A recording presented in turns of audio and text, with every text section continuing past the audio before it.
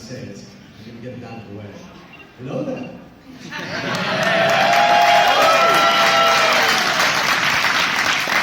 right, let's get started, everybody. Hello and welcome to the podcast stage. We are Coffee with Kenobi. You know these guys up here, but who you really know and who I came to see is we have some incredible special guests. We have some Star Wars royalty here with us, literally and figuratively. James Arnold Taylor and Catherine Tabor.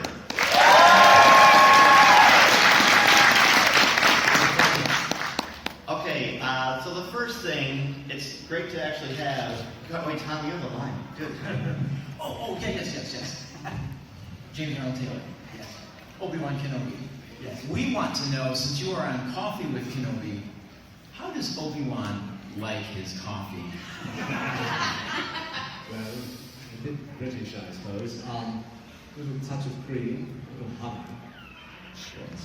And, at temperature just before it burns your tongue. You go, oh, just underneath that. So it stays throughout the entire podcast. Nice and good. Very good. So, okay, I'm sure you've seen James. Of course, they're both signing autographs and taking pictures. I happen to be by the Star Wars show, and I saw you come out. Oh, really? And, oh my gosh, this guy, I mean, we know what an incredible electric personality is, but you were commanding that crowd. No, really? I don't know that. No, in a wonderful way. It was electric. Tell me about that experience. You're running out there, and you just got this love from these Star Wars fans. Well, first off, it's just wonderful to see everybody. You know, I missed last celebration, and the ones before that I hosted. So it's always kind of strange to not be on that hosting side of things. So I love it. And you know, when I got there, they've got these big doors that open, and they're explaining it to me. I'm like, I know. They're like, no. No, I know. And I'm not trying to be like a guy. No, but it was like, I get it. I'm fine. Please, don't worry about it. I'll help them. And it's just great to be a part of it all. Because we did Star Wars weekends. Anybody go to Star Wars weekends?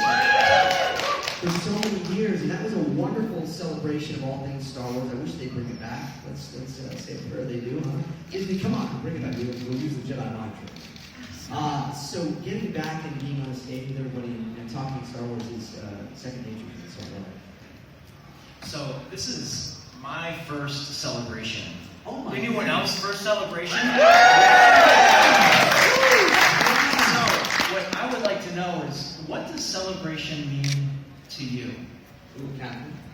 You know, I think for me it means family, and I have just the fondest memories. It's really cool that it's been 10 years for Clone Wars and we just celebrated the anniversary, because I remember, and I actually have video footage still of just us getting to the hotel for our first celebration together, all of us walking down the hallways lost. And it's amazing. So it's like the greatest family reunion ever, and then our extended family here that's so happy, to be here as well.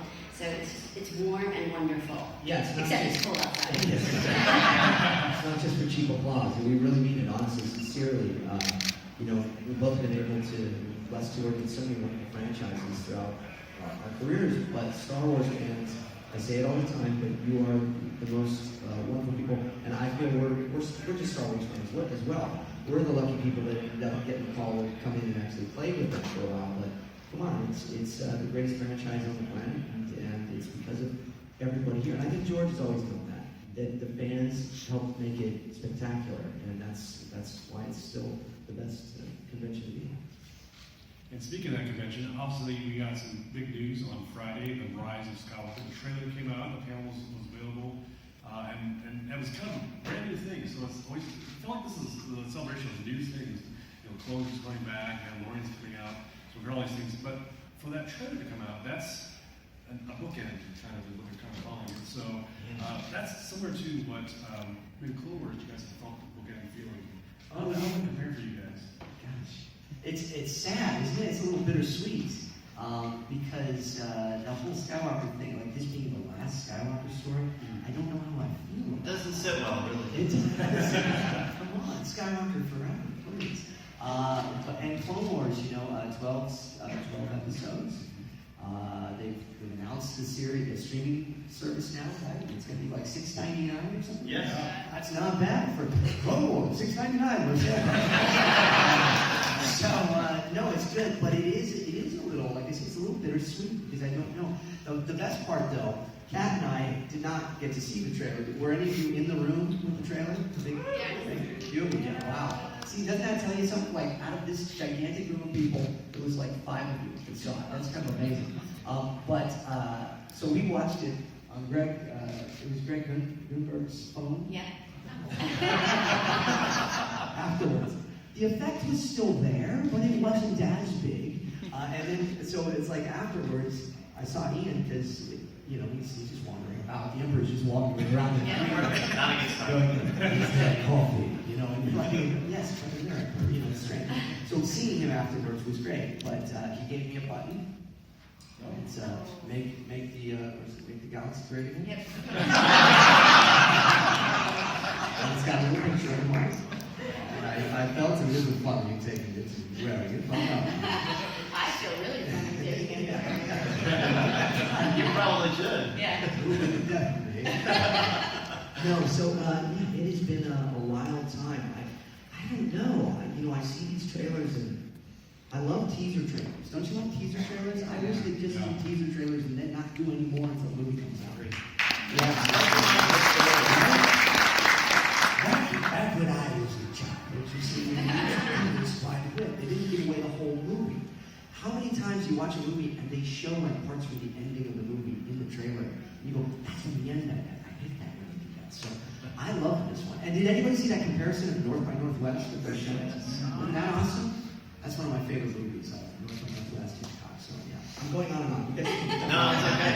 That's okay. All right, so I'm going to put you both on the spot a little bit, in a good, safe, because I don't see any Filoni snipers in the room that we're aware of. They're always enough. Right. So what can you tell us? Obviously, we've got a Clone Wars panel coming up quite soon. What can you tell us about the upcoming season? Nothing.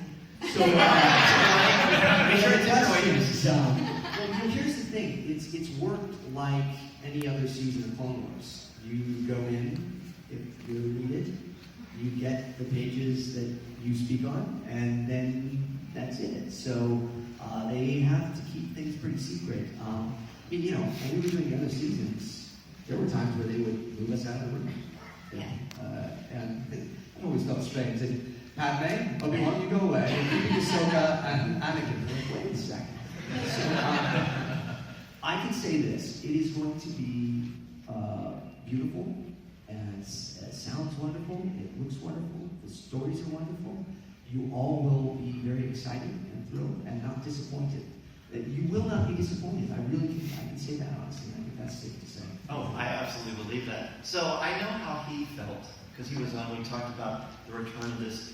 What was it like for you to get the news and to go into that booth again to record, just for Clones? Because obviously you're a very busy person. Your audiobook, Queen Shadow, is amazing. Thank you. No, thank you. That's a great thing right there.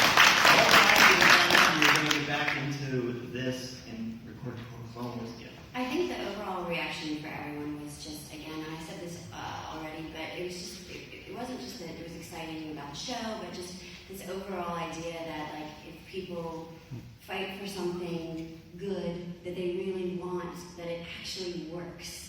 So it was just like this big, hopeful, wonderful feeling that, like, actually there is good in the world. And Clone Wars is back. That's right. Yeah, we were genuinely surprised. We thought, I had said it on my YouTube channel many times to people, probably with you guys. I'm sorry, it doesn't look like it's ever going to come back. We just didn't think it would, but persistence. Yeah, it really does. Thank you all, because that Clone Wars save is. So now That's I'm the really like you can hope for anything, and maybe it'll be true. Padme's not dead. No, I'm just kidding. Padme lives. Now we have new t-shirts. Start the hashtag. Yeah. And then, did anybody see on my Instagram I posted a picture of this Padme with that other Anakin? Oh yeah. I think it broke the internet. And Anakin squared. So, Nice too. Here's the thing. You know who introduced Padme to Anakin? Anakin. That's it. Oh, really? Yeah. Kind of like Inception. It's like Exactly. Okay, so you guys are obviously, you have to go. Oh, yeah. You're open to say the whole time. I will say this though, when we were meeting with Hayden, one thing he said that was really lovely. First off, what a genuinely beautiful, wonderful, warm human being. And he looked at me and he said, "You guys have done so much for this franchise. Thank you." Sure. Like, come on. I said, you're not so bad yourself. Yeah. He really meant it. He really meant it. So it was beautiful. Yeah, he knew who all of us were and was like, yeah, it was just really neat. Clone Wars, the animated series of Clone Wars, I think is the soul of the prequel trilogy, and it's why I relate to your characters. It's because of what the work you all have done, so thank you. Oh, Thank you. please, thank you. That's true. Absolutely.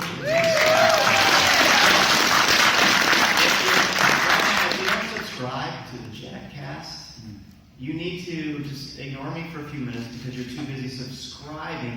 It's on iTunes, it's everywhere. It's this guy, and it's inspiring, it's Christian, it's funny, it's entertaining, it's wonderful. James Earl Taylor, Kat Tabor, thank you guys.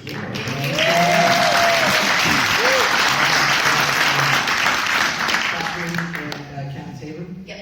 Okay, on Instagram and Twitter? Yep. Yeah, all right. And we're making a movie soon that we're both in, that I wrote for us, and Yes. that'll be coming out soon. And we'll come on Coffee with Kenobi and talk about it. Yeah, we I definitely. hear that. I love it. I love it. Hey, you passed the audition, nice job. Yeah, I'm growing the beard out for it, but everybody keeps going, oh, well, I was like, no, it's not. So, yeah. Anyways, all right. Thank you all so much. May the force be with you. It is strong in this room indeed. And I'm leaving you in capable hands now, yes? Hey, Kat Tabor and James Earl Taylor.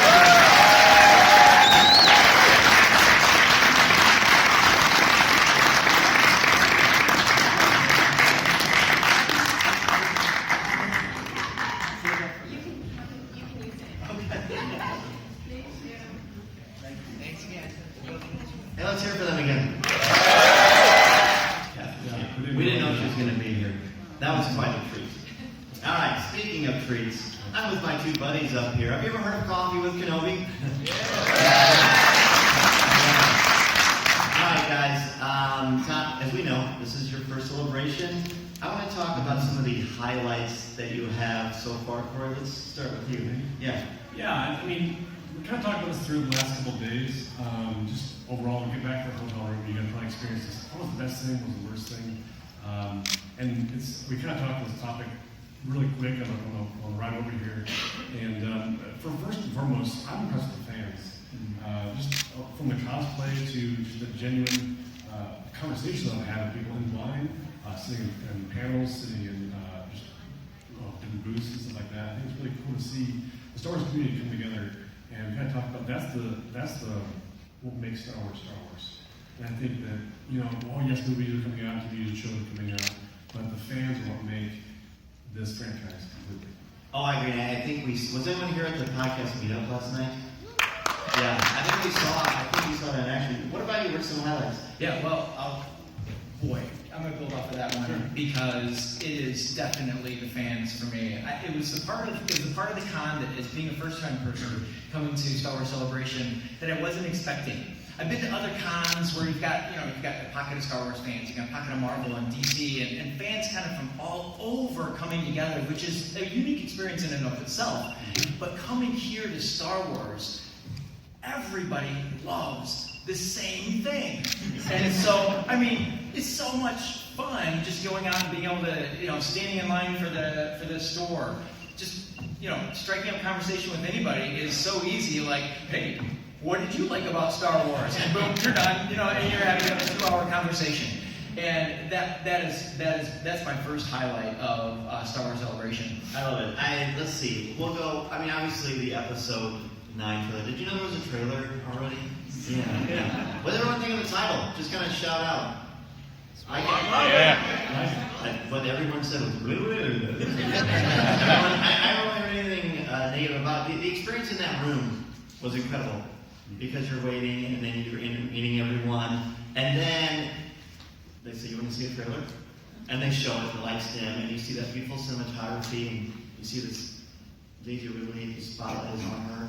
that incredible stunt work, which they kind of alluded to earlier on in the panel. I actually saw an interview with JJ later, and the interviewee had asked him, hey, are there going to be new force powers? And he goes, you're talking about the power of jump? She's always been able to jump. But obviously they're going to take it to another level. And then the lights come on, everyone's clapping. You see Ian McDiarmid come out, and, you know, they're throwing it again. And that was just, it was an electric moment, goosebump inducing. I mean, that was a definite highlight for me. And at the end of our little recording session here, we're going to get a chance for you to come up and give your thoughts on this or anything Star Wars related. So, start thinking about what you're going to say. You're going to be on the mic. Yeah. All right. Thanks, Yeah, so next time I'm going to go off that too. I think the reason people come to celebrations was for announcements. A lot of big stuff coming out. The Opposite Show was big. Episode 9, we only do it for that much. And then we got a title, which to me, a title is a kind of the snippet of the 2-second version of seeing something right away. So the Rise of Skywalker has so many implications, I think, that you can think about. We'll talk about it shortly here. But they never had a name in a title before like that. And so that brings so much more depth to it, I think. But that for me is a huge highlight. I like the way they name things, how they come up names, things like that. Sure. And just the different procedures of basically going through around discussions about this. I think alluded to the fact that they didn't know up until that panel. They had some workings of different titles, and that was like, okay, we're going with this one. Let's get on the stage. And it was kind of like it was talked about. Only certain people knew about it, and it was still cool. I think that they keep the secret. Yeah. Safe. I have a feeling that it was into the very, very last moment that they actually decided on the title. Just based on sort of the things I heard and the way people were reacting, even like some people in Lucasfilm, I think it was a big surprise to a lot of people. And actually, episode 9 is my second item of the highlight of the console bar. But as usual on the show, I have a very different take on it. And that is, it's more the group experience for me. Obviously, I love the trailer and all that, but it was more that the way Cory and I saw it was so different than the way Dan saw it, which is so different than probably most of us saw it. We all have our own unique stories of how we experienced that, even though we were all here at the same place. And I have just thoroughly enjoyed talking about that experience. And then it's like, so what did you think of the trailer? Because to me, it was all about the experience of how to get it, which again is why we come to this. So number 2 is the experience of that trailer as a whole group. No. Let's just give one more little jump to our topic. So I want to hear what everybody thinks too. I think one thing that if you haven't done it yet, you need to try to make it a priority to go to the Island X Lab Vader Immortal experience. Has anyone done that yet? Yeah. Isn't it incredible? Come on down here real quick. I want to hear what you think. Good deal. Swinging a lightsaber around. Yeah, I mean basically it's the virtual reality experience, and you put on this completely immersive naturally, and it's kind of intimidating. Hey, what's your name? Jacob. Jacob? Hey, Jacob's on Coffee with Kenobi, everybody. How do you like public speaking? My first real experience. All right, good. Tell us about the experience with Vader. It's just it's all completely immersive. I mean, when you're using the Oculus Quest, there's no wires or cords hanging around. So you can spin around and look around, everything's behind you and in front of you, and you're swinging that lightsaber around, blocking the bolts, fighting another droid with a lightsaber, and just, it's fun. It's really fun. I haven't played VR, I love it. Oh, good. Hey, thank you. Thanks so much.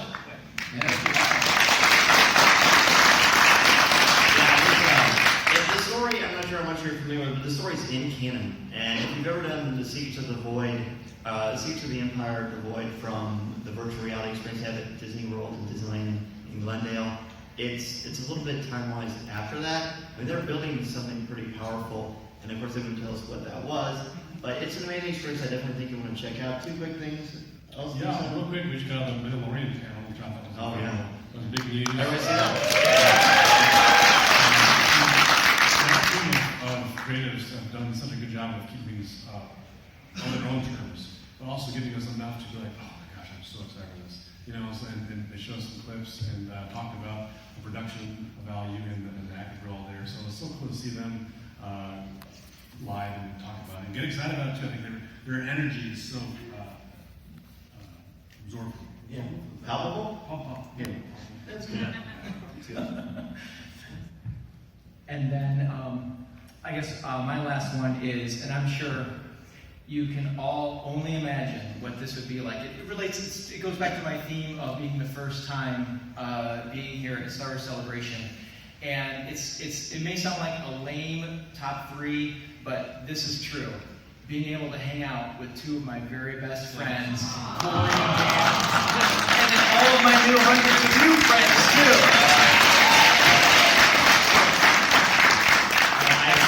It's that secret on here. I was like, what that is? Yeah, I know it's secret. We actually have a Patreon show and we try to do some behind the scenes stuff with our lens.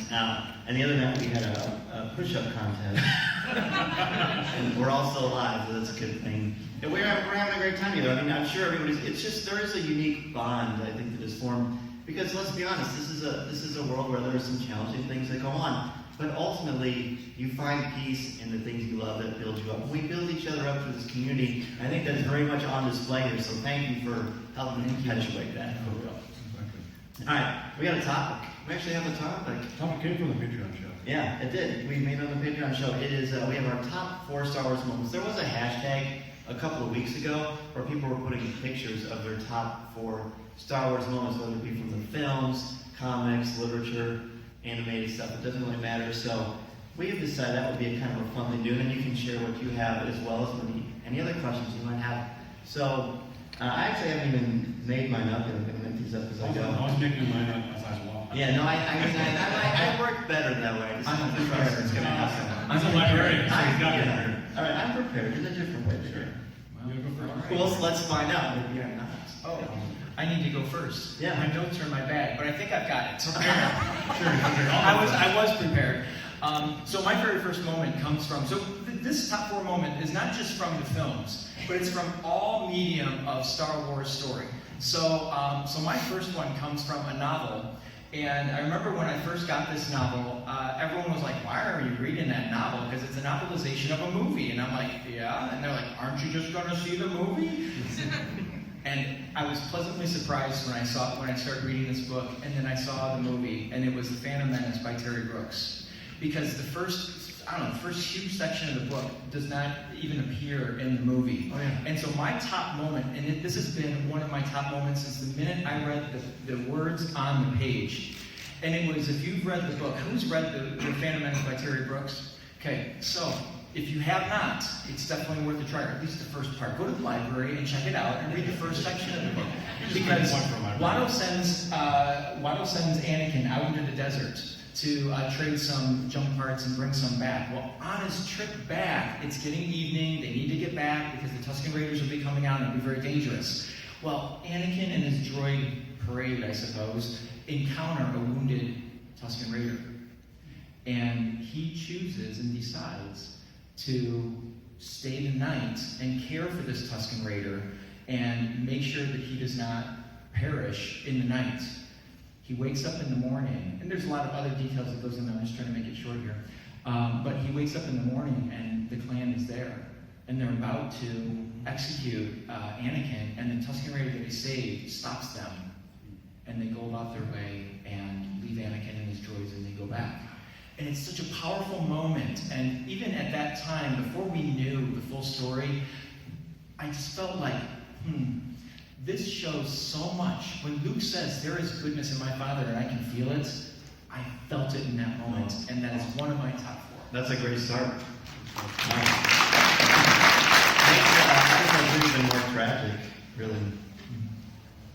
Yeah, so mine, and I don't know, I try to think of all the different kinds of media I've done. I've kind of put some things together along the ways, and I think I try to do the best I can, but sometimes you can't read everything, basically, so I kind of went with my childhood memories. It feels like that, so you kind of get these out of, I guess, of sort of what makes Star Wars for you, so you kind of pull the moments out. For me, it was Return of the Jedi when Luke enters Jabba the Hutt's palace. And he's like, we know he's like crushed and broken at the Empire. He got his hand taken off. He's at his lowest. He found his dad is like the killer of the universe. And that kills somebody. That's depression. No, sure. And then you see him come back. He's just like, he's hooded. and he's walking through the hallway, like choking guards, and he's just like, okay, this guy's kind of bad now. And as a kid watching those, like I just was like, you know, your hero was bad. And that was the moment I was like, I don't know if I like this. You know, and then he gets into like the negotiations with Jabba, and we see that the mind tricks don't work, and he's like, okay, kind of back to heroic Luke, and as we see, he comes through and setting his friends. But I think that alone is just like a cool scene to walk through and see him progress as a character. Right. Oh, that's great too. I remember. How can you not remember that first moment? I remember when I saw Return of the Jedi for the first time. It was the first day, and every time a new character was introduced, everyone clapped. And so I remember thinking that was special. I remember I was like 6 or 7 years old. I think that's a big deal.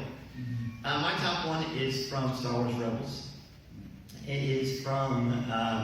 It's the episode where Ahsoka comes back. A World Between Worlds. That was an incredible one. When I watched that.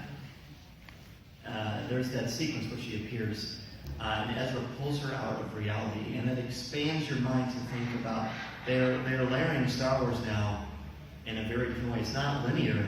I mean, I don't know if it's ever really been linear because we've got the in media res, where the story starts in the middle and goes back to the beginning. But the fact that Dave Filoni went to that direction, brought one of the most beloved characters in the Star Wars franchise, and then creates this possibility that multiple things can happen at once. I did a piece for it on StarWars.com, and it was the hardest thing I've ever written for StarWars.com because it was just so incredibly important to what it meant. And I guess I have to be careful not to say, you know, that you're endorsing time travel, all this kind of stuff. One of the first things I wrote for StarWars.com, I wrote something about Rey and Kylo and their duel in The Force Awakens. And Pablo Hidalgo, someone asked him a question about something with Rey, and so he said, I don't know, we should ask Dan to read his article. And I got a ton of negative attention because Pablo was throwing stuff my way because he likes to mess with me. It was pretty funny. But that's the thing, you have to be careful what you write about. But ultimately, you stick true to what you believe and don't try to say, no, this is it. This is canon, right? You don't get to decide that. You do get to analyze it and look at it. And that episode, I think, was a very, very powerful example of what Star Wars can do in storytelling. Because if you can take a franchise that's over 40 years old and you can surprise someone with it, I think that's pretty wonderful. I think that's why we're here. My number two links right to that, and that is that moment in Rebels. By the way, I'm so prepared that my four are ranked in time order. Oh, wow! That's I was going to say is in Rebels when Ezra pulls Ahsoka into that time-space to save her from the battle with Vader. I chose that just very quickly because that sort of changed everything as far as how the Force can work and made us realize that there's a lot more to this than what we've always understood. So I chose that as my number two. Nice. I'll build off of that too because my next one's Rebels, and I think this kind of theme. So for me, when we started the podcast, we had like a lot of things coming up. Rebels was the next like biggest thing coming out of Lucasfilm and Disney. And we kind of take that by storm and got to interview a lot of those folks. So Rebels was always kind of close to my heart. But it was a sacrifice that Kanan had in Rebels. Oh, wow. And death scene, if you will. But like that was a sacrifice. He was sacrificing his friends, his loved ones. And that, to me, Rebels has always been interesting enough because that, to me, is a family. They're a family rolling around Rebels, basically. And, you know, one of them took his life to save the others. And that's the ultimate cost. You see that all through Star Wars, I think, too. That's just repetitiveness. But also in the sense of like this is a family losing a member versus like a father or son, and that's a family element coming to one another's aid. So it's very powerful. No, that's a great one too. The one for me, I used to say this was my favorite moment in Star Wars until something I'm going to say later. but the sequence in The Empire Strikes Back when Luke is arrived at Clubb City and he finds his way into the carbonite freezing chamber, and there's this beautiful silhouette of Darth Vader, and he says, "The Force is with you, young Skywalker, but you are not a Jedi yet." And Luke walks up there, and there's just the way it's lit. It's just there's just these two images of these people, this hulking monster of terror, and this boy that is suddenly becoming a man, and he's facing his father. He doesn't know it yet. I think there's a powerful metaphor, and it looks so beautiful. I mean, that's a piece of art right there. Yeah. This happens on the show so much that now mine's going to come right off of that. Really? In fact, it almost takes place immediately in that scene. And I thought this one was super obvious and like, cliche. But you know what? To me, it is a super important moment. And I will never forget sitting in the theater as a 10-year-old when this moment happened because me and all of my friends like, whoa, and it changed our conversation for the next 3 years. And that is when Luke is hanging onto that, whatever that thing is, over the chasm, and Darth Vader, you know what I'm going to say? Darth Vader says, Luke, I am your father. And it just changed so much for us as 10-year-olds and 11-year-olds and 12-year-olds in the theater at that moment. And I'll never forget the gasp in the theater at that time and how much that just had such an impact on us. And we took bets and we talked for the next 3 years about, is he really, is he not? I had one friend that said, no, I'm pretty sure it's Boba Fett. But so it was a lot of fun, but such an important piece of the story. My next one, I don't want to rip it off you, but it still has that element of connectivity, and it's more recent from The Last Jedi. Oh, really? It's the throne room scene with Rey and Ben. And then, because that imagery was perfect. When when they stop, kind of like they get this connection. Snoke has just been killed, and like, hey, we're gonna put these throne room guards coming at them. They're like, what are we gonna do? And they go back to back. It's almost like a slow motion sweep, and that's just like you get children now with that.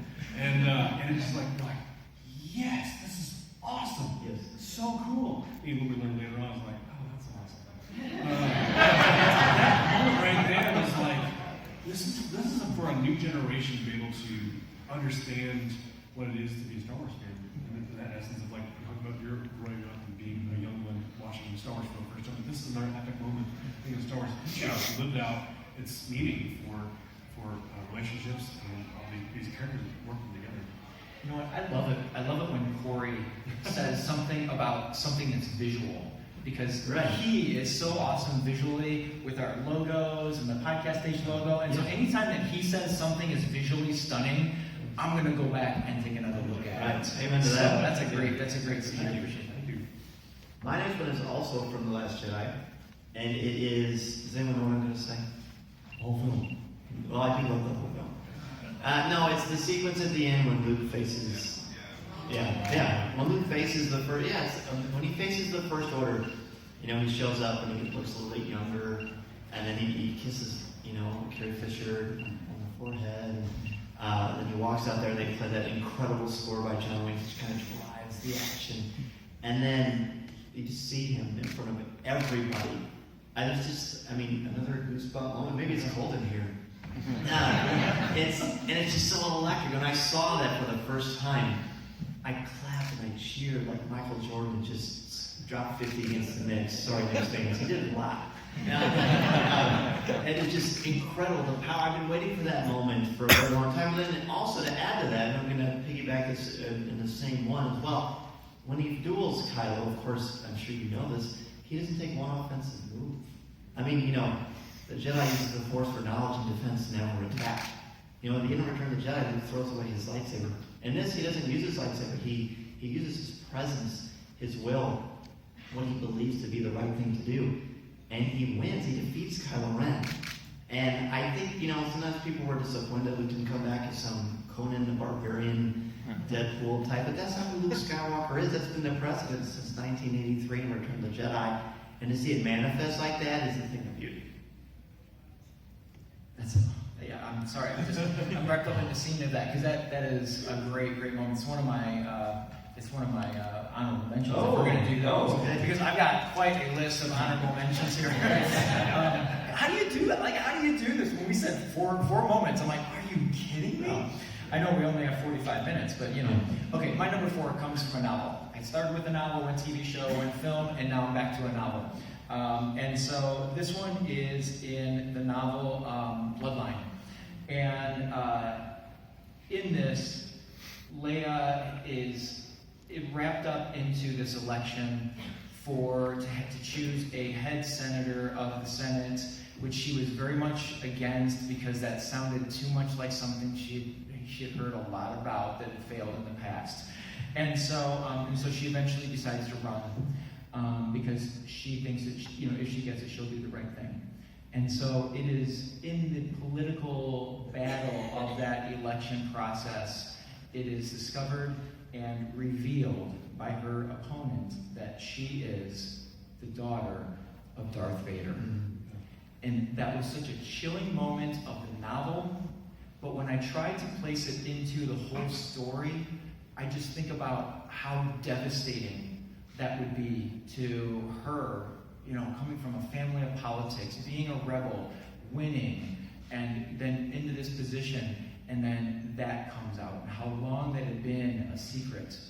And so I just really feel like that is such an important moment, because on the other side, so then you look post, and consequence is she starts the resistance. And because of that, if she had won that election, the resistance would look different, if it would be anything at all. Because I don't know that if she would have won that position, that anything would have improved much. She would have been mired in red tape and politics and all of that, and I think bad would have happened anyway. And so that's just my opinion, and we can all have our own opinions, of course, on that. But I think that was a huge moment in the Star Wars story when that came out. That was my honorable mention, and that moment is why that is my favorite novel in Star Wars. Yeah, that's Claudia Gray. Wonderful.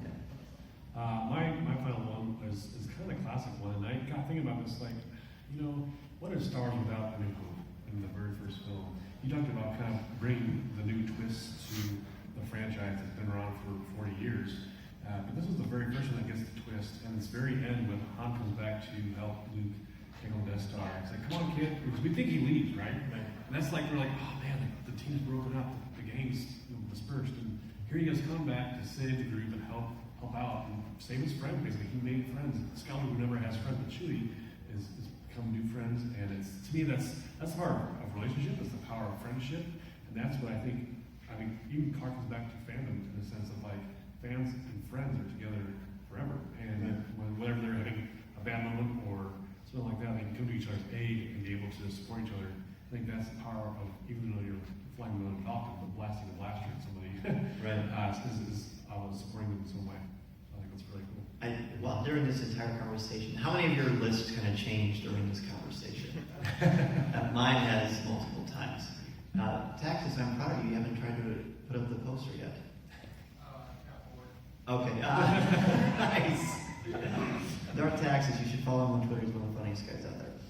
All right, so my last one, and Dennis Keithley, who is probably the best guy analyzing Star Wars comics out there, besides our own Matt Moore, Jeff McKee, of course. Dennis, Darth Vader number 24, Kieran Gillen, that's my number 4. Okay. In that issue, Vader is in a place where he has no agency, he has no power. The person who created his suit has put in a failsafe to immobilize him. And this is all canonical stuff. And so he, in this sort of like a surreal dream sequence, he faces, with a lightsaber on Mustafar, he faces Anakin Skywalker, he faces Obi-Wan Kenobi, and he faces Padme. And he destroys all of them. And I remember reading it and thinking, oh my gosh, like that is dark.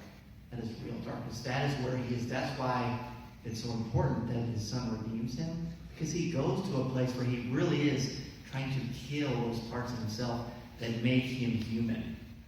You know why? One of the reasons he turned to the dark side is because of his love for Padme.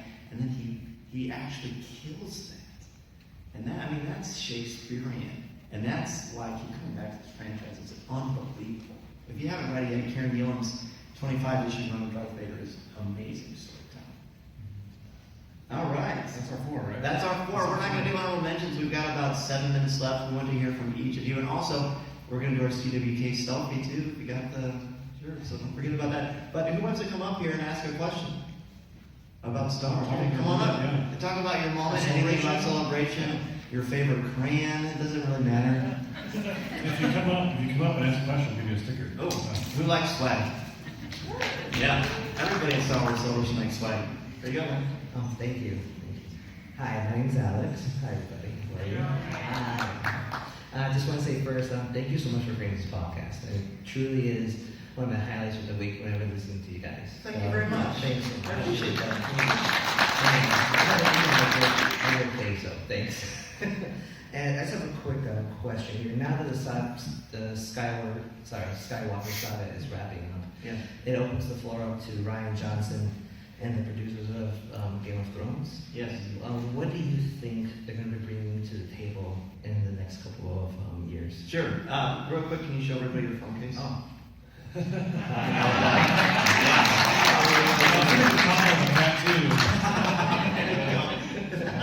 Ooh, next to my chopper tattoo. There you go. Yeah. I think we saw that with The Mandalorian today. There's going to be a bit of a tonal shift. Star Wars is still going to be a family thing, but families are diverse and we're all ages and shapes and sizes and colors. And I think we're not going to see R-rated Star Wars. I really don't think that's going to happen. I think we're going to see some PG-13 intense stuff. But I think that we're still going to have, it still has to feel authentic Star Wars. Now it's taken on different tones throughout the years, but ultimately at its core, there should be an element of fun and fantasy and hope, and I think we're going to see that. But it might be harder to get to that place. Gotcha. Yeah, I think it's definitely going to be a shift, right? So we're used to seeing Star Wars films come out, and if that's the case, then the next breed is kind of open for whatever's open. I think what Star Wars has done a good job of is taking those smaller characters, weaving them into the plot, letting them have their own themselves. Like, so might as well just take somebody from the prequels and see where they're at, you know. And there's like a scene where everything can kind of shift. I think they're going to hopefully rise up either smaller characters or brand new characters along the way. I think that's where they're headed. They're going to keep the franchise even longer, even bigger. See, that's where the comics do the books. So I think hopefully it's something brand new. And I talked about this the other two. Is like I feel like everything that comes out always does come back to that link of that Skywalker saga because of the way it permeates through the universe. You know, it always affects everybody so much to some degree. So it's always going to come back to that. Right. I think for some reason. Let's do it again. We can look.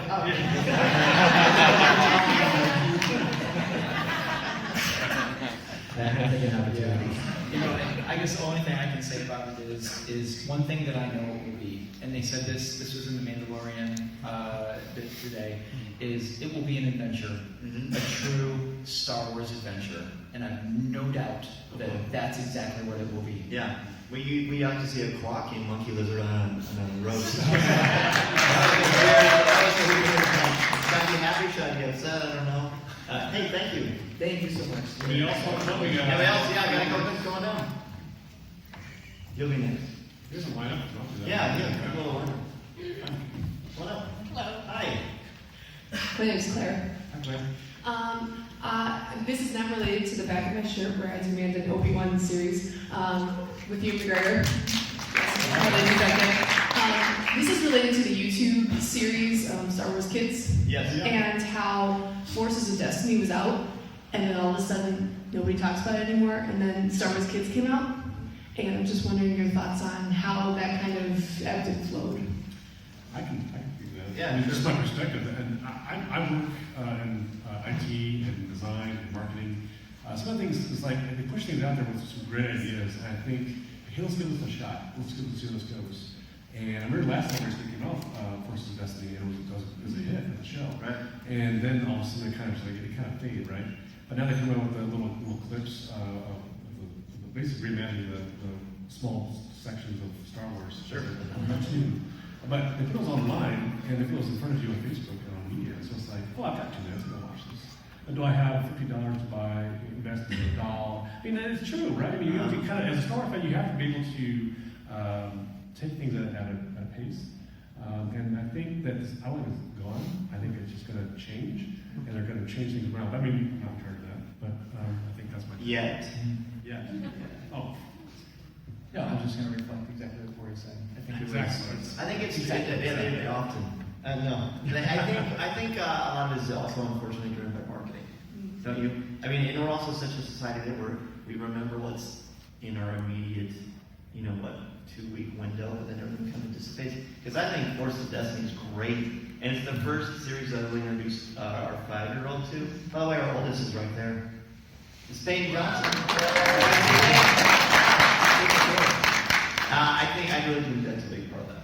I think what we learned this weekend too is the fact that nothing can die, and so Yeah, that's right? true. That's true. Nothing's not forever. I think is what that official words were. But, Yeah. so there's always possible for it to come back. So, Okay. Thank you. Thank you. All right, so we've got like 30 seconds left. I want to be very respectful of the next group that's going to come in. But we've got a line over here, and I have a microphone, as it turns out. So we're going to edit this in such a way that you're still going to be on the show. Okay, so if you want to ask us a question, please do. In the meantime, you may follow us on Facebook, on Twitter, on Instagram. Our Instagram is, we want to build that one up a little bit more. We're doing great, so keep that coming. You can subscribe to CWK Grower, which is our Patreon show. We want to thank you so very much for being here. You make Coffee with Kenobi possible. Thank you so much. Have a great celebration.